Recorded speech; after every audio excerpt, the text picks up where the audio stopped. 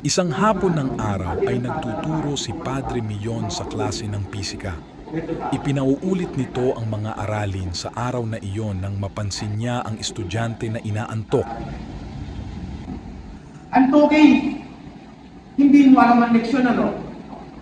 Pero soso, hindi nga, sabihin mo sa akin kung tungkol sa anong leksyon para sa amin, no? Ang salamin po ay anumang matinis na bagay na makikita, ang anumang bagay na iharap dito. Ang salamin po ay nakakati sa dalawang kulay. Ang salamin metal at salamin tubig. Sige, ikaw, Ali. Sagutin mo ang aking katanungan. Ang nasa likuran ba ng salamin ay siya nagpapabago ng nasa harapan ko? Oo o hindi?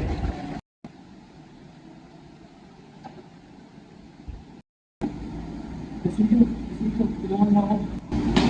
Aray, walang yaman. Ikaw magaling ang taga-bulong. Hindi kita tinatanong ulit sumasagot ka. Ngayon, ikaw naman ang sumagot ng aking katanungan. Ang mga salamin ba, binubuo ng tanso at iba't ibang mga metal? Totoo ba o hindi? Yan na nasa libro, Padre. Metal din ba ang istanoyo? Yan na nasa libro, Padre. Kung gayon, may halo din itong merkuryo na isa ring metal. Ang mga salaming bubog ay isa ring metal. Hindi malinaw ang pag-uuri dito. Paano mo itong papaliwanag? Hindi mo sabihin ito ay hindi mo naiintindihan ang iyong leksyon sa aking kaluluwa. Hindi mo naiintindihan pero tinutuwa mo yung patali. Ano ulit ang iyong kalan? Di ba po? Classroom delegate. Kabutiatan. Classroom tagagulo ang itawag sa iyo. Lalakad ka sa gulo ng bigyan kita ng pagod na dahil sa iyong pagbubuga. Marahil ay hindi ko pala ang ulit. 15 araw na ang kulipan sa aking klase at isa pa ay magpapako sa kanila. Hindi ba? Ngunit ako nakakawala akong kawal ng iban. Paano nangyari yun?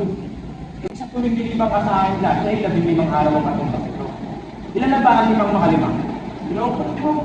Si. Tatlong beses ka lamang itang nahuli. Ilan na 3,500? Hindi mo po. O kapag lumipa ka pa ng isa ay mawawala ka na sa aking talaan. At dahil hindi ka nakasagot sa aking leksyon, ay nararapat siguro na bigyan ka ng pagkakas. Ngunit bakit? Kung buwasan mo ang aking leksyon, ay nararapat ka rin buwasan mo bigyan sa aking mag-iban. Hindi mo maintindihan eh.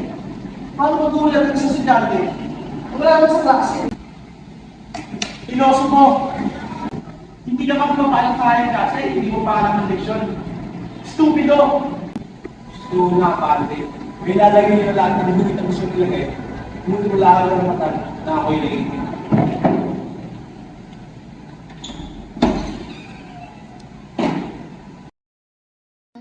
Unti-unting dumating ang mga mahuhusay na estudyante na sina Sandoval, Isagani, Pecson, Encipelaes. Malaki at malawak ang bahay ni Makaraig kung saan nagtitipon-tipon ang mga estudyanteng kasama sa grupo na naghahangad na mapatayo ang Sigurado ko nung tatay kong kailangan ng panumalda. Dahil isa ako sa nagtatag nito at siya bumuo ng komisyon na ito. Anong umasa na magiging positibo resulta ng petisyon?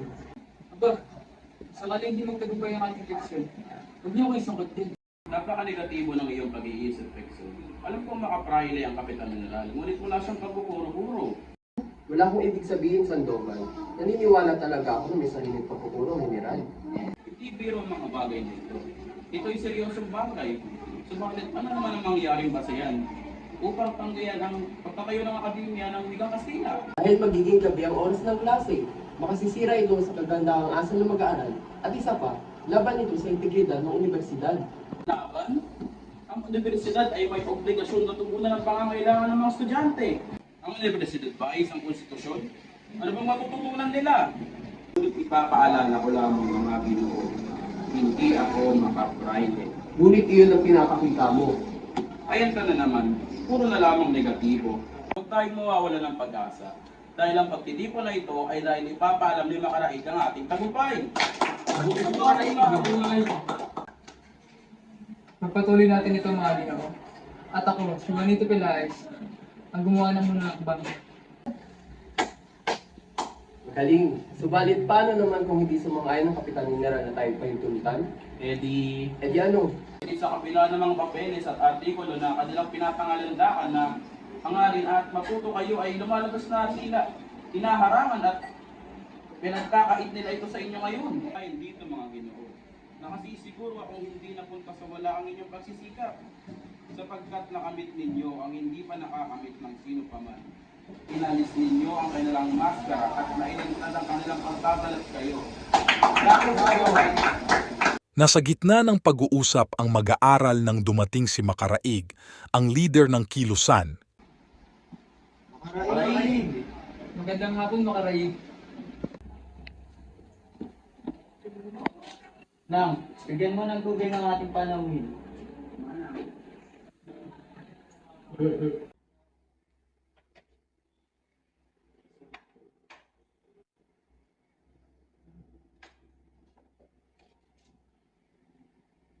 Kaninang umaga ay nakipag-date ako kay Padre Rene. Nabanggit niya sa akin ang pinag-usapan sa Los Baños. Pinaglaban niya ang ating hangarin. Ngunit, marami daw ang tutong tulad ni ng Padre Fernandez, Padre Sibila, Padre Salvi, at pati na rin si Simon. Ang mga alam sa Simon? Ibalik na naman ang inilaman dito. Tumahimik ka! Ngunit sa bandang huli, inayaan nila na ang kataas-taas ang lupon ng para lang primarya namang desisyon. matagal lang hindi kumikilos ang lupon na iyan. Yan din ang aking sinabi kay Padre Rene. Ang sabi ay si Don Custodio na ang magdedesisyon. May namito subalit na sa kanya ang ating panukala dahil sa siyang taguni ng puro na yan. At kung hindi sumang-ayon si Don Custodio sa ating desisyon, Sinabi ko rin yan kay Padre Rene. Ngunit nailantad na natin ang suliranin ng hapong ito. Sinabi rin niya na kung tayo makikipagkaibigan kay Don Custodio, ay maaari nating hilingin ang kanyang pagsang-ayon. Sa paano paraan naman tayo may pagkilala sa kanya? Dalawang paraan ang sinabi ni Padre Rene. Ang chick na si Garuaga? Ah, tama, si Pepay. Ako na mismo ang pupunta sa kanya. Swerte na lamang, nakaibigan ko siya. Tingnan natin ng ibang paraan dahil parang sobra naman kung aabalain natin ang isang babae. Maaari naman natin ito usapin sa Ginoong Pasta. Abogadong tagapayo ni Don Custodio. Oo, siya nga. Siya ay isang Pilipino at dati siya kaklase ng aking tsuhin. Ang problema lamang ay paano natin siya makukumbinsin na pakiusapan ni Don Custodio na pumarig sa atin. Di ba't may kalaguyo si Ginoong Pasta ng nangyari? Wala na pang ibang paraan kundi gamitin ang kanilang mga kalaguyo. Huwag kang umaarte, isipin mo na lamang ang akbang ng mangingibabaw sa adikain. Kilala ko ang babae, si Matea. Hindi naman siguro masama na gawin natin ito sa matapat na paraan. Ako na mismo ang kakausap ni Ginoong Pasta. At kung hindi ko ito makamit, edi tsaka natin gawin ang mga nilanais niya. Tama si Sagani, hintayin na lamang natin ang pag-usap niya kay Ginoong Pasta.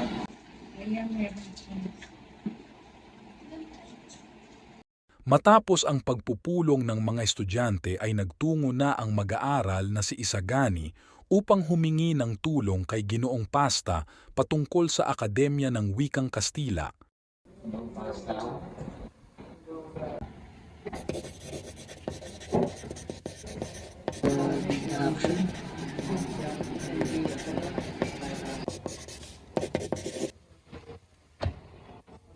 Sa wakas, tapos din.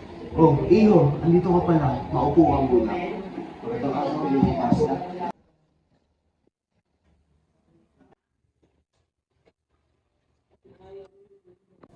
Pagpahuling mo ngayon lang kita napansin. Kumusta na nga pala yung chewing mo si Padre Fernandez? At ano ang iyong pakal sa akin? Mabuti naman ako, Tio.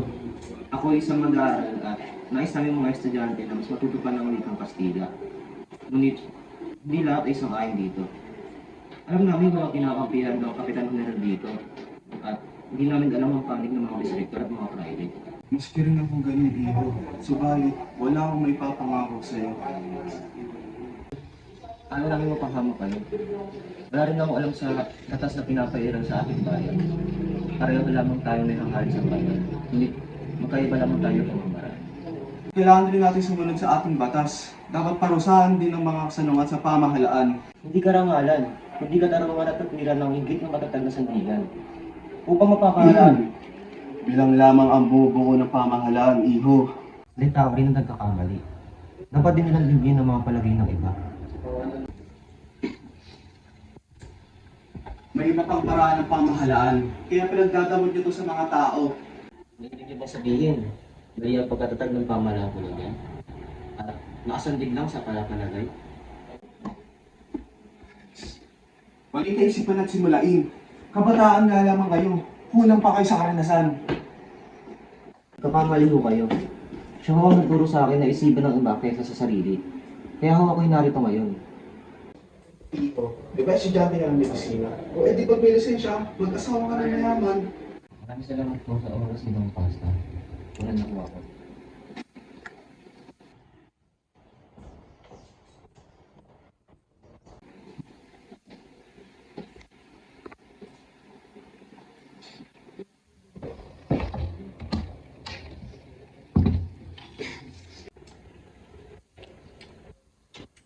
Kawawang bata. Dapat hinamad ko rin yung ganun. Ngunit hindi mabubusog ito ang aking tiyan. Si Quiroga, ang isang inchik na naghahangad na magkaroon ng konsulado, ay naghandog ng isang handaan na dinaluhan ng mga importanteng panauhin kasama na ang mag-aalahas na si Simon.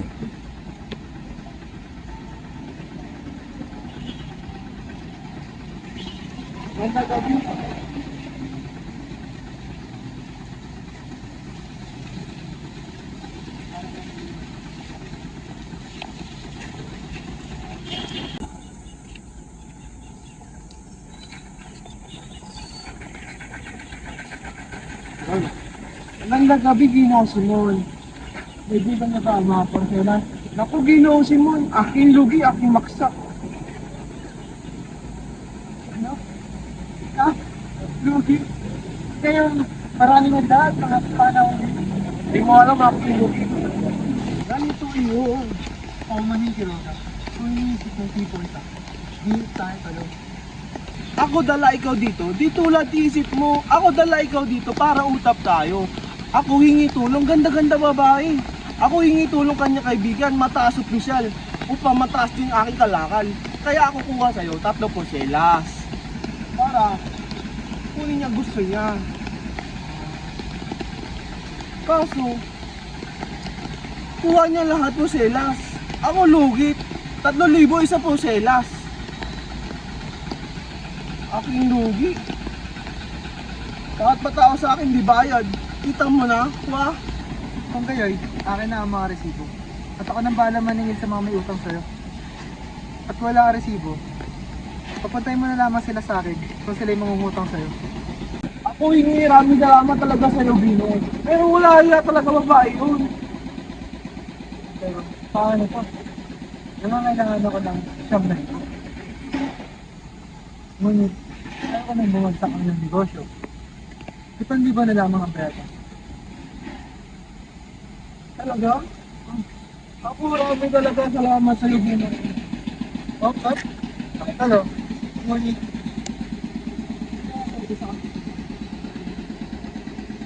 Idinala ni Quiroga si Simon sa isang tahimik na lugar upang ipagpatuloy ang kanilang diskusyon patungkol sa kaniyang suliranin. ba't nagtutupit niyo ang ano na wala sa kanila? Oo. Ako sumunod maraming tao. Kung gayon, nais ko munang ilabas ang mga kargaming kumpare na inilabas sa pier ngayong gabi. E doon na siguro itago sa iyong bodega ito. Ako, ayaw ko gulo, ayaw ko awan. Huwag kang matawad, hindi ka magpapahama. Sapagkat, ilalagay ang mga baril sa ilang bahay. At sa oras na halugugin ng mga iyo, ako ang magwala ng saan. At doon sa parang iyo, sunawi ka na malaki.